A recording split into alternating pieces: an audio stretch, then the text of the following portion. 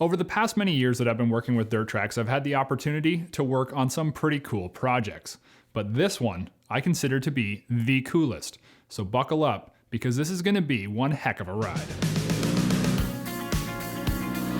After our initial calls to make this project happen, I was left wondering just how true the comment that all side-by-sides are significantly underpowered was, and what the man behind the horsepower was going to do about it. Thankfully, this is not your average backyard builder. This is NASCAR's own number 16 driver, Greg Biffle, and this man knows horsepower.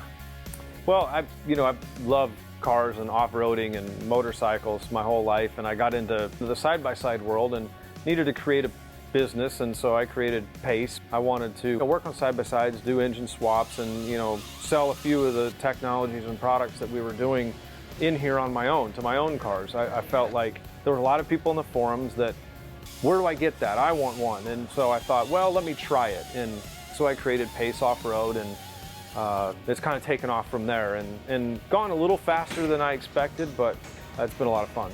After spending some time with Greg, I realized that he isn't in this just because it's a business.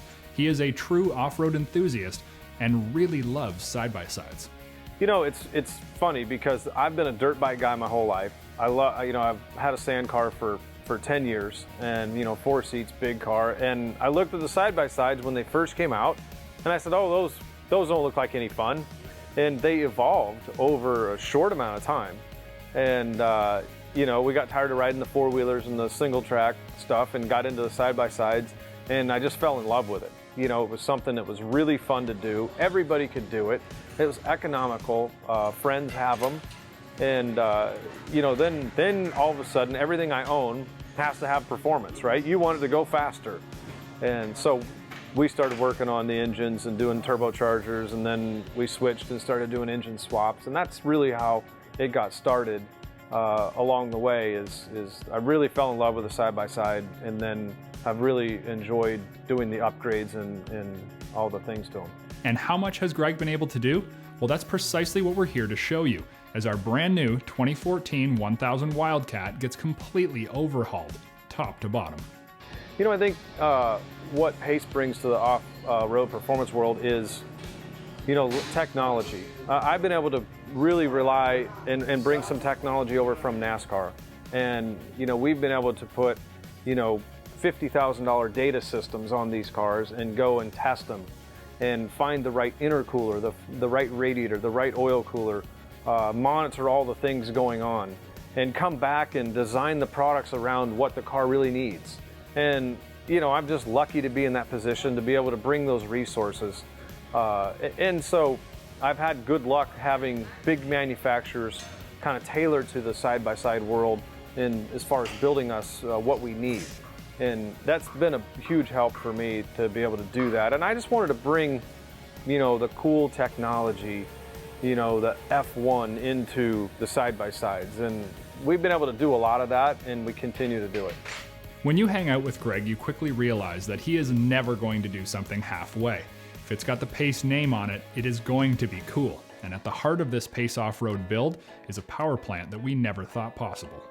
Well, I first came up with the idea when the Wildcat first came out. So I had a 900 4-seat Polaris machine with a turbocharger on it.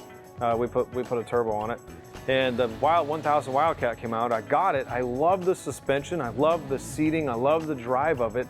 But I wanted more power. I wanted to keep up with the other vehicles that already had the turbo on them. So I did a lot of research and knew about the Z1 engine. The Z1 engine is by far, in my opinion, it's been out for a long time. I still feel like it's ahead of its time in technology. And that was an easy choice for me to make, was that Arctic Z1 engine built by Suzuki for the side-by-side. And it was a challenge to get it to fit. I had to back half the car, and it took us about 8 months, 7-8 months to do the very first one. It was a long, tedious process. While the motor is the heart of the build, there is so much more that goes into a Pace Off-Road Wildcat. It's been refined over the years, and they have figured out how to do it properly. So most customers bring the vehicle to us just like you have, complete.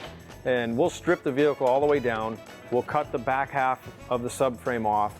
We'll take it over and put it on the chassis plate.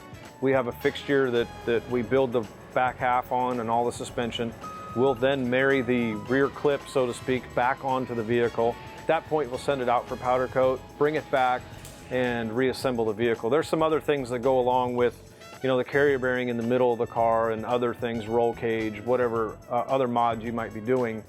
But that's basically it. The car will go out, powder coat, come back, and then we'll start reassembling the vehicle. So we have all those things designed and built and already done for the Z1 conversion in the Wildcat. It's still a tremendous amount of work, but we really have a pretty good feel for what needs to be done prior to sending it out. Cool. The options list for your build can be vast. It's not just a motor swap and you're done. Greg and the crew from Pace Offroad have the availability and the technology to do just about anything you can ask them. So a lot of options customers will pick when they do the Z1 conversion is, it's kind of standard build. We'll do the upper and lower, we'll do the chromoly suspension components. You're going to be going faster, you're going to be jumping, so people want the stronger suspension. Upgrade the shocks, there's lots of options, King and Elka and JRI, so customers will pick what they want.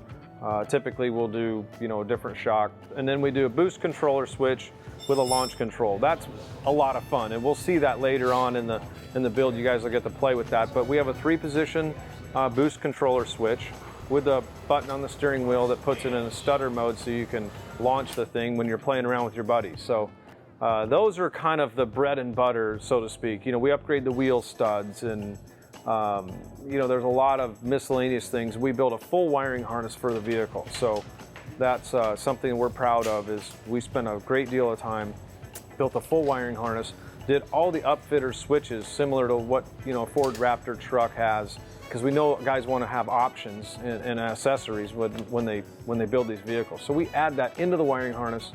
Switches are already in the dash, all fused in a expanded fuse box. So you can put your dome light in, you can put your LED 40-inch light bar on and do whip lights and other things without doing any extra wiring in the car. The time and precision that goes into a Z1 turbo conversion at Pace Offroad is impressive. So stay tuned to next week, where we're going to go further down this road of the teardown and rebirth of our all-new Wildcat Z1 Turbo. If you enjoyed this video, post a comment and let us know what you think. Then click this link to subscribe and that link for more great videos from Dirt Tracks TV.